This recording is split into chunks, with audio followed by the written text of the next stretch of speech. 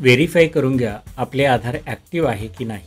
म्हणजेच आधार सुरू आहे, सस्पेंडेड आहे, कॅन्सल्ड आहे, नक्की काय आहे. आपल्या आधारची स्थिती जाणून घेण्यासाठी वेलकम टू माय आधार या पोर्टलवरती यायचं आहे आणि या ठिकाणी लॉग इन बटनला क्लिक करायचं आहे.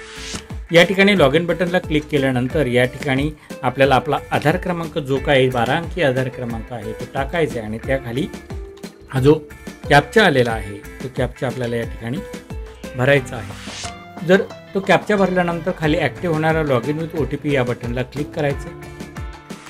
लक्षात घ्या, जर आपले आधार ॲक्टिव्ह असेल म्हणजेच सुरू असेल तर आपण काय करतो, आपल्या मोबाईलवरती त्याचा OTPचा संदेश येतो, मेसेज येतो. परंतु या ठिकाणी हे आधार सस्पेंडेड आहे और कॅन्सल आहे.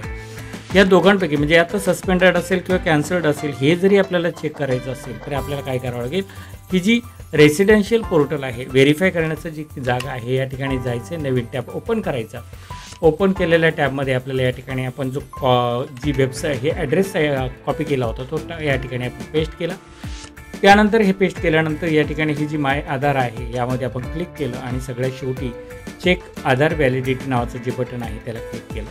या ठिकाणी आपल्या आधारची खरी परिस्थिती आपल्याला माहीत पडणार आहे. या ठिकाणी आपण काय केलं होतं की आपलं जे आधार क्रमांक आहे तो आपण कॉपी करून घेतला होता, तो आधार क्रमांक आपण या ठिकाणी टाकला आणि या ठिकाणी जो काही दिलेला कॅप्चा आहे, जरी समजा बऱ्याच वेळेला असं होतं की कधी एका पोर्टलमध्ये जी गोष्ट दाखवते ती दुसऱ्या पोर्टलमध्ये सेम तसंच दाखवलं असं नाही, परंतु जर ते दाखवत असेल तर याचा अर्थ असा होतो की घडलेली घटना ही योग्य आहे.